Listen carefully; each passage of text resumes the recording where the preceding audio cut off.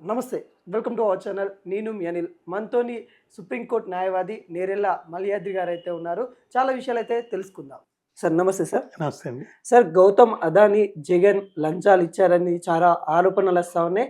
జగన్ జైలుకి అన్నాడు కూడా కొన్ని రూమర్స్ వస్తా ఉన్నాయి. అసలు ఇవన్నీ ఎలా చూడొచ్చు? నిజంగా లంచాలు అందాయా జగన్ గారికి అంటే ఏం చెప్పదలుచుకున్నారు? ఇది చాలా ఇంపార్టెంట్ విషయం. అవును. ఎందుకంటే ప్రస్తుతం ఉన్న రాజకీయ నేపథ్యంలో పరిస్థితుల్లో ఉన్న అన్ని ఆస్పెక్ట్స్ మనం చూస్తే అవును. జగన్ గారు అరెస్ట్ అవుతారా లేదా అనే ప్రశ్న ప్రతివాడి మదిలో ఒక ఒక ఒక చర్చ అనేది మొదలైంది. అవును.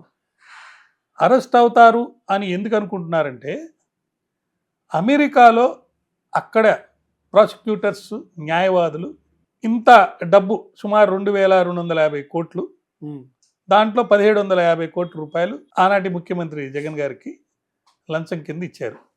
దేనికి ఇచ్చారు అనేది చాలా ముఖ్యం. అయితే ఇక్కడ ఇంతవరకు ఎక్కడ ఏ అలిగేషన్స్ రాలా. అవును. అక్కడ వచ్చిన తర్వాత, అది కూడా ఎప్పుడు వచ్చింది, ఓటింగ్ అయిపోయిన తర్వాత, మహారాష్ట్రలో ఓటింగ్ అయిపోయిన పక్క రోజు వచ్చింది. ముందు రోజు ఎందుకు రాలేదు? దానికి కారణం ఏంటి అంటే అక్కడ ఎంక్వైరీ పూర్తి స్థాయిలో అయిపోయిన తర్వాత రిజల్ట్ అది ఇప్పుడు ఎందుకు అయింది ఎంక్వైరీ? మహారాష్ట్రలో ఎన్నికలు అయిపోయిన పక్క రోజే ఎందుకు వచ్చింది? ఓకే, ఇక్కడ రాజకీయ కుట్ర ఉందంటారా? అది మీరు నేను ఎలా చెప్పగలుగుతామి? మహారాష్ట్రలో ఎన్నికల ఓటింగ్ అయిపోయిన పక్క రోజు ఇది బయటకు వచ్చింది. ఓకే, 400 పాయింట్లు కూడా పడిపోయినాయి. అది ముందు రోజు అయితే అక్కడ ఎన్నికల్లో ఎవరు గెలిచుండేవాళ్ళు? ఓకే, ఎందుకంటే అక్కడికి వెళ్ళి మరి ప్రస్తుత కూటమిలో ప్రభుత్వంలో ఉన్న ఒక సేన నాయకుడు ఆదానీని సపోర్ట్ చేస్తూ ఇండైరెక్ట్గా మాట్లాడారు. అవును. 1,00,000 కోట్ల ఆదాని తిన్నాడని రాహుల్ గాంధీ చెప్తున్నప్పుడు దానికి వ్యతిరేకంగా వీళ్ళు వెళ్ళి అక్కడ మాట్లాడినప్పుడు ఇక్కడికి వచ్చి ఆదాని డబ్బు తిన్నాడు కాబట్టి ఆ డబ్బులో 1750 కోట్ల రూపాయలు జగన్కి ఇచ్చారు కాబట్టి వాళ్ళ మీద నేను కేసులు పెడతానని అంటారా? మరి రేవంత్ రెడ్డి గారు ఇక్కడ ఏం చేశారు? 100 కోట్ల రూపాయలు వెనక్కి ఇచ్చేసారు. ఎందుకు ఇచ్చారు అంటే ఇక్కడ రెండు డిఫరెన్స్ వినండి. ఇక్కడ 100 కోట్ల రూపాయలు ఎందుకు ఇచ్చాడంటే ఇది కరప్షన్ కింద ఇచ్చారేమో అని ఒక అనుమానం. దానిలో 100 కోట్లు ఇచ్చాడు కాబట్టి ఆయనకి ఏమన్నా కాంట్రాక్ట్లు ఇస్తారేమో అని ఒక అనుమానం. ఓకే, అక్కడికి వెళ్ళి మీరు ఆదాని లంచం ఇచ్చారు, డబ్బులు తిన్నాడు, 1,00,000 కోట్లు ఆయన బెనిఫిట్ పొందాడని చెప్పి మీరు మాట్లాడొచ్చిన వాళ్ళు ఇక్కడికి వచ్చి సిగ్గు లేకుండా మీరు 100 కోట్ల రూపాయలు ఎలా తీసుకున్నారు వాడు ఇస్తే అని చెప్పాను అంటే ఈయన కేబినెట్ మీటింగ్ పెట్టి తీసేశాడు. మరి వీళ్ళ నాయకుడే కదా అక్కడ ఉన్న చంద్రబాబు. అవును. మరి ఆయన 1750 కోట్ల రూపాయలు ఆయనకి లంచం ఇచ్చారు. సుమారు 2 లక్షల కోట్ల రూపాయలు, 4 లక్షల కోట్ల రూపాయల డబ్బు ఉంది. ఎంత కూడా చెప్తాను మీకు. 2.92 రూపాయలు కొనుగోలు చేశారు. ఓకే, ఎక్కడ ఎవరు? ఆదాని, ఆజారి కంపెనీలతోటి సెంట్రల్ గవర్నమెంట్ ఒప్పుకుంది. అది ఉండంగానే వీళ్ళ దగ్గర సుమారు 5 రూపాయల 13 విద్యుత్ ఒక యూనిట్ కొనుగోలు చేశారు. ఓకే, మరి నేరుగా కనపడుతుంది ఒక మంచి అవకాశం. జుట్టు పట్టుకొని ఏదైతే రివెంజ్ అని అనుకోండి, ఏదైనా కానివ్వండి, దాంట్లో భాగంగా కాదు ఇది. దొరికాడు. గతంలో ఉన్న కేసుల్లో ఆయన ఏం చెప్పాడంటే నేను అసెంబ్లీకి పోలేదు, నేను ఎప్పుడు ఎక్కడ ఏ తప్పు చేయలేదు, మా నాన్న అధికారంలో ఉన్నాడు కానీ అంత మాత్రాన నేను నేరం చేసిన ఎట్లా అవుతుంది, నేను ఒక డాక్యుమెంట్ మీద సంతకం పెట్టలేదు కాబట్టి ఆ కేసులో నన్ను శిక్ష పడే అవకాశం లేదు, అది లేదని చెప్పి నన్ను ఎవ్వరూ ఏం చేయలేదని చెప్పి అంటున్నాడు. ఇప్పుడు ఎలా తప్పించుకుంటాడు? ఈయన అధికారిగా ఉన్నాడు, ఈయన ముఖ్యమంత్రిగా ఉన్నాడు, ఇంత డబ్బుల డిఫరెన్స్ తోటి, రేట్లతోటి మరి మీరు ఎలా కాంట్రాక్ట్ ఆయనకి ఇచ్చారు అని దాన్ని రద్దు చేయమని కూడా వీళ్ళు అడుగుతున్నారు. మరి రద్దు చేసే అవకాశం అయితే ఉంది, మరి రద్దు చేసే పవర్స్ కూడా ఉన్నాయి, మరి రద్దు చేస్తారా లేదనేది మనం చూడాలి. అయితే ఇక్కడ ముఖ్యమైన ఇంకొక విషయం ఏంటంటే అంతర్రాష్ట్ర పంపిణీ నష్టాలు, జిఎస్టీ పెరుగుదల, సోలార్ ప్యానల్స్ ధర పెంపు రూపంలో ఒక్కో యూనిట్కి 43 పైసలు అదనంగా చెల్లించడానికి కూడా ఒప్పుకున్నారు. దీనివల్ల ఒక 870 కోట్ల రూపాయలు అదనంగా చెల్లించాల్సి వచ్చింది. ఇది ఒక సపరేట్ అలిగేషన్. ఈ అలిగేషన్ లేకపోతే 3,750 కోట్ల రూపాయలు మాత్రమే. తర్వాత ఇంకో 1,56,151 కోట్లు 25 ఏళ్లకు గాను నష్టం. ఇప్పుడు ఈ కొత్త అలిగేషన్, ఇంకోటి అలిగేషన్ చెప్పాను కదా, 870 కోట్ల రూపాయలు, దానివల్ల 5 రూపాయల 13 పెరిగింది. అంటే 4 రూపాయల 70 పైసలకి అగ్రిమెంట్ అయ్యి ఈ 3 ఈ మూడు ఏంటి, జిఎస్టీ పెరుగుదలైంది, ఉమ్. అంతర్రాష్ట్ర పంపిణీకి నష్టాలు జరిగినాయి, సోలార్ ప్యానల్స్ ధర పెంపు. ఓకే, అవును. ఇవి సపరేట్ గా ఇక్కడ ఉన్న స్టేట్ గవర్నమెంట్ చేసినటువంటి పర్టికులర్ యాక్షన్స్. ఉమ్. దీనివల్ల ఒక 870 కోట్ల రూపాయలు పెరిగి ఒక్కో యూనిట్ కి ₹5.13 చేరుకుంది, ఎక్కువ చేరింది. ఇది ద్రోహమా, దారుణమా, అవునా కాదా? ఎవరు చేయాలి? ఇప్పుడున్న ప్రభుత్వం చేయాలి. అవును. ఎవరు ప్రభుత్వాలు? అక్కడ కూటమి ప్రభుత్వం, ఓకే. సెంటర్లో ఆయన. ఆ, సెంటర్లో అలిగేషనే మోడీ మీద 1,00,000 కోట్లు మహారాష్ట్రలో ఆయనకి మీరు లబ్ధి చేకూర్చారు. ఉమ్. మరి మోడీ ఆదాని మీద చర్యలు తీసుకుంటాడా? నెంబర్ 1. ఓకే. నెంబర్ 2, ఇక్కడ ఎవరున్నారు ప్రభుత్వంలో? పవన్ కళ్యాణ్ గారు ఉన్నారు. అవును. ఆయన ఎవరి యొక్క ఆధ్వర్యంలో నడుస్తున్నాడు? కూటమి. బీజేపీ కూడా ఉంది పవర్లో. అవును. ఇక్కడ ఈయన సహకరించకపోతే రాష్ట్రానికి ₹10 డబ్బులు కూడా రావు. ఇప్పుడు 15,000 కోట్ల రూపాయలు అమరావతికి ఇచ్చింది, అది ఏ డబ్బు తిరిగి కట్టాలా, పడలేదా, సబ్సిడీనా, ఊరినే ఇచ్చారా క్యాపిటల్కి?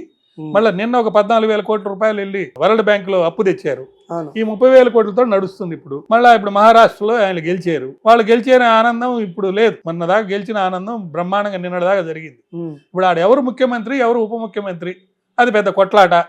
అవును. మళ్ళా సోనియా బిడ్డ ప్రియాంక గాంధీ గారు, ప్రియాంక కాదు, అత్యధిక కోట్ల మెజారిటీతో గెలిచి ఉమ్. రాహుల్ని తలదినే విధంగా అవును. ఆమె ఒక పెద్ద నాయకురాలయ్యి ఆమె ముఖ్యమంత్రి ప్రైమ్ మినిస్టర్ అవుతుందేమో. మోడీ తర్వాత ఎవరని చెప్పుకోలేని పరిస్థితిలో ఉన్న బీజేపీకి ఉమ్. మహారాష్ట్రలో గెలిచిన ఆనందం పక్కకెళ్ళిపోయింది. ఓకే.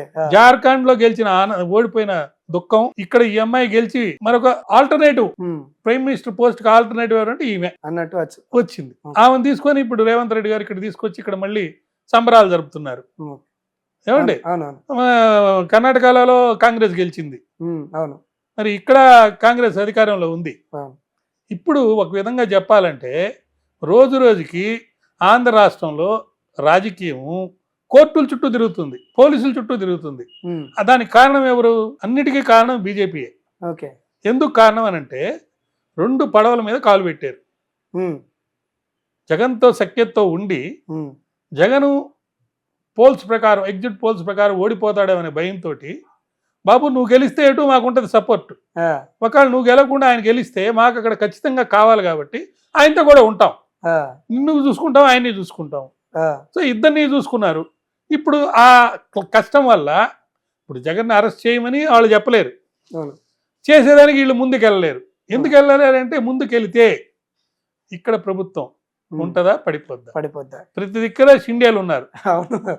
ఆ, తెలంగాణ రాష్ట్రంలో కాంగ్రెస్ పార్టీలో 4 గ్రూపులు ఉన్న విషయం అందరికీ తెలిసిందే. అవును.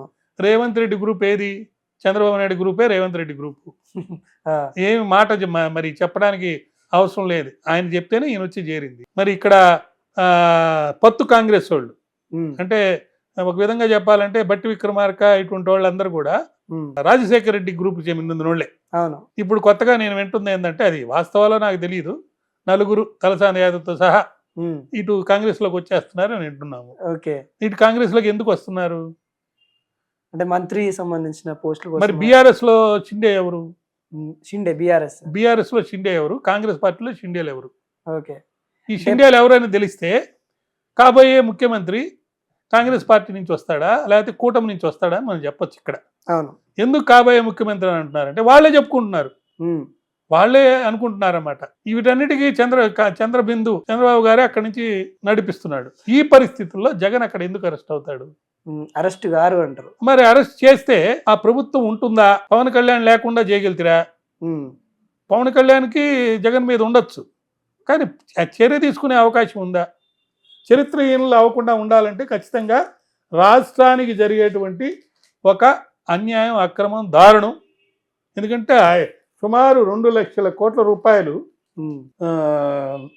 నష్టం జరిగేటప్పుడు 10,000 మెగావాట్ల విద్యుత్ కోసం పిలిచిన టెండర్లను రద్దు చేసుకుంటుందా? మరి చేసుకునేదైతే ఇప్పుడు దాకా ఎందుకు ఆగారు? చేయొచ్చు కదా, ఎందుకు చేయటం లేదు? రాజకీయ ఒత్తిడిలా కారణం, లేకపోతే రీజన్ రివెంజ్ అనే, ఏం జరుగుతుందని భయపడుతున్నారు? ఇది ఒక ఎత్తు. ఇది కాకుండా సోషల్ మీడియాలో 4 విభాగాలుగా చేరిపోయారు. సోషల్ మీడియాలో ఓకే, అంటే డిజిటల్ మీడియా, యూట్యూబ్ ఛానల్స్ అనుకోండి, టీవీ ఛానల్స్ అనుకోండి, పత్రికా రంగం అనుకోండి, భజన పరులు ఎక్కువయ్యారు. ఆ,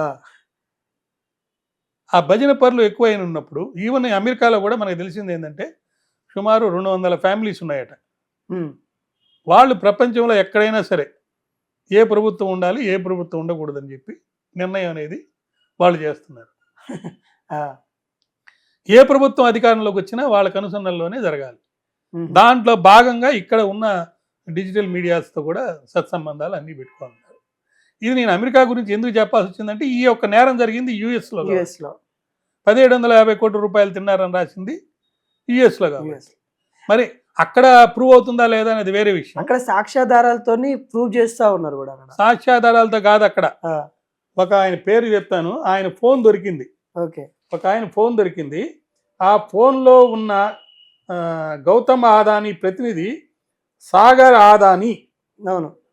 ఆయన ఫోన్ని అమెరికా దర్యాప్తు అధికారులు స్వాధీనం చేసుకొని విశ్లేషిస్తే ఈ యొక్క ముడుపుల భాగవతాలు బయటకు వచ్చినాయి ఉమ్. అనేది అలిగేషన్. అక్కడ ఎలిగేషన్ వస్తా ఉంది, మరి అక్కడనే ఫ్రాడ్ చేసిండు, అమెరికల్ని ఫ్రాడ్ చేసిండు అన్న విషయాలు వచ్చినప్పుడు అమెరికన్ ఫ్రాడ్ చేయడం కాదండి, అమెరికాలో బ్యాంకులు ఇన్వెస్ట్మెంట్ చేశారు. ప్రైవేట్ వాళ్ళు కూడా కొంత ఇన్వెస్ట్మెంట్, దేనికి ఇన్వెస్ట్మెంట్ చేశారు? నాకు ఇంత పెద్ద కాంట్రాక్ట్ వచ్చింది, ఈ కాంట్రాక్ట్ రావడానికి నాకు డబ్బు కావాలి కాబట్టి మీరు ఇవ్వండి అని అడుగుతున్నారు. సో లంచం ఇచ్చి కాంట్రాక్ట్ తెచ్చుకున్నారనే విషయాన్ని చెప్పడం లేదని ఒక కేసు, 2 కేసులు పెట్టారు అక్కడ. క్రిమినల్ సివిల్ కేసులు అమెరికాలో పెట్టారు. దేని విషయాలకు సంబంధించి పెట్టారు? అన్ని కూడా ఇండియాలో జరిగిన సంగతులకు సంబంధించి పెట్టారు. మరొక విషయం, మరొక ముఖ్యమైన విషయం ఎవరు చెప్పండి మీకు చెప్తున్నా. 2250 కోట్లు 1750 కోట్లు జగన్ తిన్నాడంటే మిగతా డబ్బు ఏ రాష్ట్రాల వాళ్ళు తిన్నారు? వాళ్ళ ఆ రాష్ట్రాల్లో ఎందుకు ఇంతవరకు చలనం లేదు? అది కూడా విద్యుత్కి సంబంధించి రాష్ట్రాల పేర్లు వస్తున్నాయి కానీ అలా నాయకుల పేరు రావట్లేదు. నాయకుల పేరు రావటం లేదు, అక్కడ ఏ కేసులు పెట్టలేదు. ఇక్కడ అసలు కేసు ఎవరు ఎందుకు పెట్టడం లేదు? సరే వీళ్ళ సంగతి అటు పక్కన పెడదాం, లేకపోతే ఈ భజన పరులు అయినటువంటి వాళ్ళు కూడా పక్కన పెడదాం. వీళ్ళు కాకుండా కొంతమంది నిక్కాసుగా నిబద్ధతతోటి